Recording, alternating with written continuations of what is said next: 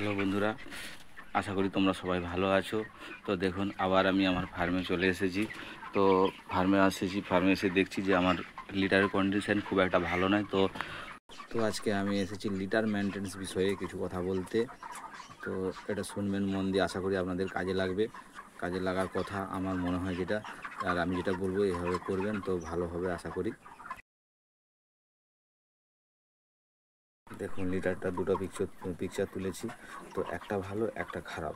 তো এই বর্তমানে খারাপ পজিশনটা আমার খারাপ পজিশনটা এখন আমার হয়ে গেছে।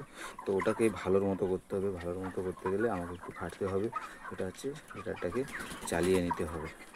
আমার পাখির বয়স বর্তমানে এখন 33 দিনে 2100 প্লাস, 2100, 2150 বডি আছে। তো বডিটা যাতে ধরে রাখে, আমার আর ডিপটিং হতে শেষ পর্যায়ে জাস্ট বা 4-5 দিন বাকি আছে। তো 4-5 দিনের মধ্যে অনেক কিছুই হয়ে যেতে পারে লিটার ড্যামের কারণে, কারণ আমার লিটারটা প্রায় ড্যামের মতোই হয়ে গেছে। তো যেখানে 35 দিনের পাখিটা গেন দেওয়ার কথা, খাওয়ার কথা, সেখানে আমার 33 দিনে খেয়ে নিয়েছে। তো একটু বেশি, তো তার জন্যই লিটারটা একটু ড্যামের পর্যায়ে এসে গেছে। ঘরটা একটু গ্যাস করছে।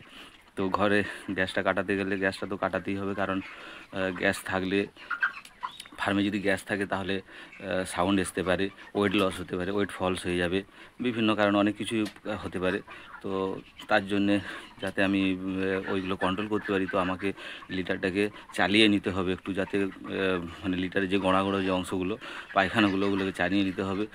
এদের যে বেডটা, যা বিছানাটা, এটাকে ঠিকঠাকভাবে পরিষ্কার রাখলে তবেই তো পাখিতে আবার ঠিকঠাকভাবে খাবে, আবার ঠিকঠাকভাবে গেন আসবে। তো গেনটা আমাকে ধরে রাখতে হবে। গেনটা আমাকে 38 দিন পর্যন্ত ধরে রাখতে হবে। আজকে আমার পাখির বয়স 33 দিন। তো 33 দিনে আমাকে লিটারটা একবার চালাতেই হবে, কারণ না চালালে পাখিটা সাউন্ড এসে যাওয়ার চান্সটা বেশিই থাকে। সাউন্ড যদি এসে যায় এই ঠান্ডাতে, তো ওটা ঠান্ডার আকার ধারণ করবে। তো ঠান্ডার আকার ধারণ করা মানে পাখিটা খাওয়ারও কমে যাবে তখন। তো খাবার কমে যাওয়ার সাথে সাথে ওর ওয়েটও লস হতে থাকবে। তো সেটা আমি চাই না। তো তোমাদেরকেও আমি বলছি, যাতে এরকম পজিশন যদি হয়ে থাকে, তো সঙ্গে সঙ্গে লিটারটাকে আগে ঠিক রাখতে হবে। লিটার অবশ্যই ঠিক রাখতে হবে। লিটারকে কোনো রকমভাবে ডিস্টার্ব রাখা যাবে না। লিটার ঠিক থাকলে দেখবে আপনার পাখি ফ্রেশ থাকবে, পুরো পরিষ্কার পরিচ্ছন্ন থাকবে। কোনো গায়ে কোনো কালো দাগ বা ময়লা দাগ, পায়খানা লেগে যে একটা বিচ্ছিরি দেখতে হয়ে যায়, সেটাও হবে না। তো পরিষ্কার থাকবে, চ্যানচ্যানাও থাকবে, পাখিটা খাবেও শুদ্ধা। তো বেশিরভাগ ক্ষেত্রে ফার্মার বন্ধুরা কি মনে করে যে আমার পাখি আজকে 33-34 দিন হয়ে গেছে, তো পাখি লিফটিংয়ের পর্যায়ে এসে গেছে, তো পাখির ওজনও ঠিক আছে।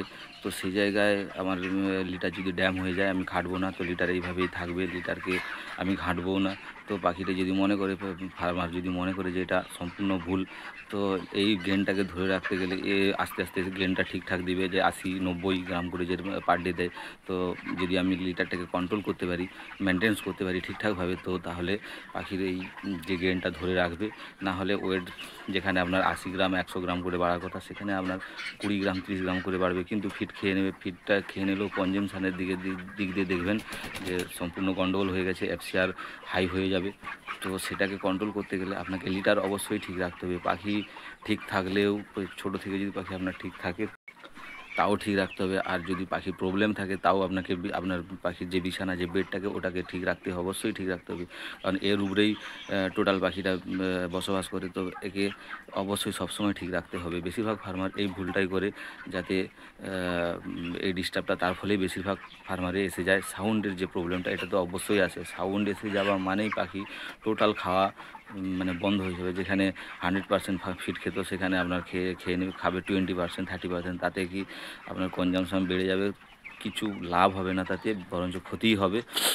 যাতে এটা ঠিক থাকে, আমি আমার তরফ থেকে বলছি যে অবশ্যই এটাকে আপনারা ঠিক রাখবেন। তাতে দেখবেন মেনটেন্স যদি ঠিক রাখেন, ডিসিপ্লিন ঠিক রাখেন, তো দেখবেন পাখির ওয়েটও হবে, কোনো অসুবিধা নেই। আপনি পয়সাও পেয়ে যাবেন ভালো মতোই।